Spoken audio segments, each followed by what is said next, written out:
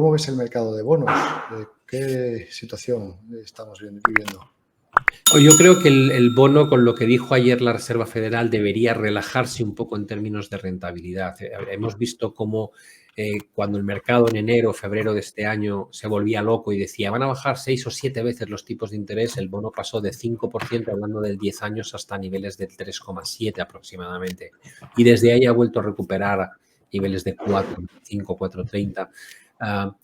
Creo que desde aquí lo que tiene más lógica ahora es que otra vez vuelva a gotear a la baja, porque la Fed ha vuelto a mostrar su conformidad con esos 3 puntos, 3 bajadas de 0,25 durante el año, y va a garantizar de alguna manera pues cada vez una renovación mayor de la deuda que vence en Estados Unidos. Creo además que es muy interesante este tema teniendo en cuenta lo que ha pasado en Japón, ¿no? Que para el inversor japonés, a pesar del gran diferencial de tipos entre los bonos estadounidenses y japoneses, cuando tienen que cubrir la divisa ya no les sale nada rentable. Llevan 2 años sin que les salga rentable prácticamente. ¿Y eso qué quiere decir? Japón es el mayor comprador de deuda estadounidense, ha superado ya a China.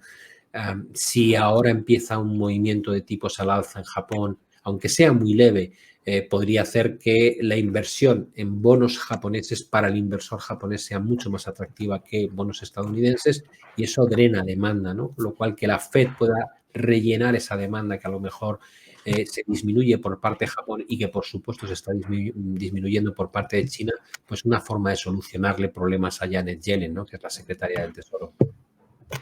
Yo te voy a preguntar por el yen ahora después, pero simplemente pongo el gráfico, ¿no? Para que lo puedan ver también aquellos que nos ven, que sería el bono americano de 10 años en precio, que sería lo contrario a la rentabilidad. Cuando la rentabilidad sube, el precio cae y viceversa. Simplemente para que sepan también que está disponible y que se puede operar. Perfecto.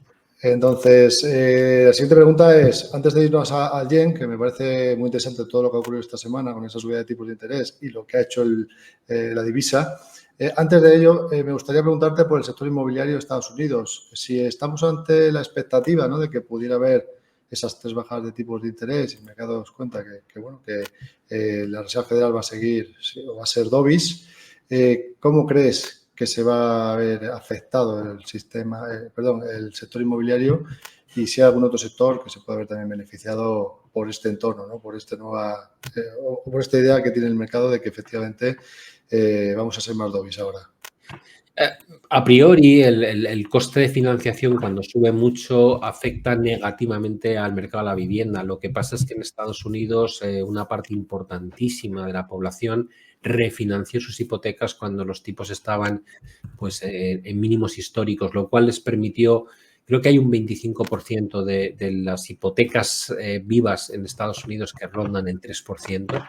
Y creo que el 90% de toda la gente con hipotecas paga menos de un 6%, cuando hemos llegado a ver tipos hipotecarios de entre el 7 y el 8% hace relativamente poco. ¿Qué quiere esto decir? Pues básicamente que todo lo que sea relajación de tipos de interés puede favorecer de alguna manera la accesibilidad al nuevo comprador, pero le va a afectar poco al comprador que ya tiene financiada su hipoteca.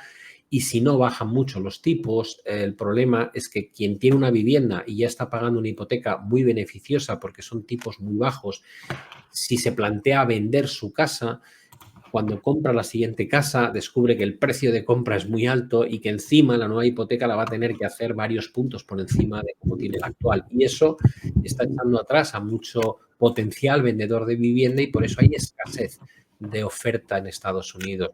Una de las grandes apuestas de Powell, según dijo ayer, es que el componente shelter que llamamos, que es tanto la parte correspondiente a los alquileres como al precio de la vivienda, que ahí lo calculan de una manera bastante absurda. Es una encuesta de lo que llaman el Owner's Equivalent Rent, que es la renta equivalente del propietario, al que le preguntan a qué precio alquilaría usted la casa que tiene en propiedad teniendo en cuenta ciertas circunstancias, en lugar de ir directamente a registrar cuál es el precio de compraventa que se está llevando a cabo, por ejemplo, ante notario, ¿no? Bueno, pues ese componente de shelter, que es enorme en el IPC y en el PCE, tiene un efecto, se calcula con un retraso enorme, ¿no? Entonces, Powell lo que confía es que la relajación que ha habido durante los últimos meses se vaya filtrando poco a poco a la inflación, les permita acercarse al 2% y por eso pueden seguir bajando tipos. El mayor riesgo para la Reserva Federal en este momento es que den por terminada la lucha contra la inflación antes de tiempo, relajen las condiciones monetarias, inyecten liquidez al sistema reduciendo el programa de QT y tengan una segunda ola inflacionista. No digo que tenga que superar ni mucho menos los picos anteriores, simplemente que esa ola nos devuelva a cotas del 4% y a partir de ahí empieza realmente el Armagedón, ¿no? Porque descubres que tienes una deuda brutal, el coste de esa deuda va a subir, que no puedes seguir bajando tipos de interés porque te has confundido y bueno, pues tendríamos un efecto muy nocivo. Todo va a depender de lo que haga la inflación, pero a priori este movimiento de la Fed yo creo que va a estabilizar precios en cotas muy altas y va a evitar que corrija el precio de la vivienda, la verdad. Sí, también aquí en España se estaba esperando, ¿no? Que a ver cuándo caía el precio de la vivienda, mucha gente esperando la crisis, de momento parece que no llega. ¿Crees que en Europa vamos a tener algo similar? También porque, bueno, se entiende que si la Reserva Federal baja tipos, el Banco Central Europeo también terminará bajando tipos, ¿no? Y aunque es cierto que la economía europea está más débil que la norteamericana, ¿cómo lo ves? Bueno, aquí en Europa habría que ir casi país a país, ¿no? Las medias son muy engañosas cuando te dicen, ¿no? Tenemos una deuda sobre el PIB del 90 y poco por ciento y dices, bueno, sí, Alemania tiene el 67 y nosotros el 110 y Italia 140 y tantos, Francia casi el 100. Entonces las medias engañan, ¿no? La realidad en Europa es que en conjunto no crecemos desde hace 5 trimestres, es decir, no entramos en recesión, pero tampoco crecemos. Y por otro lado, el Banco Central Europeo todavía no se siente cómodo en bajar las tasas de interés porque no ve que esté controlada la presión inflacionista. Con el tiempo es razonable que tome la misma postura que la Fed, por supuesto. Sería lo más razonable que si la Fed baja tipos, el Banco Central Europeo acabe por bajarlos también. E incluso si la Fed no lo hiciese aquí con una situación económica tan endeble que lo hagamos. Pero los mercados inmobiliarios en Europa que están corrigiendo son los que tuvieron un exceso brutal, como en Alemania, ¿no? Que subió una barbaridad. En España todavía estamos por llegar a los máximos históricos de metro cuadrado, ¿no? Precio euro metro cuadrado que pagábamos en 2008.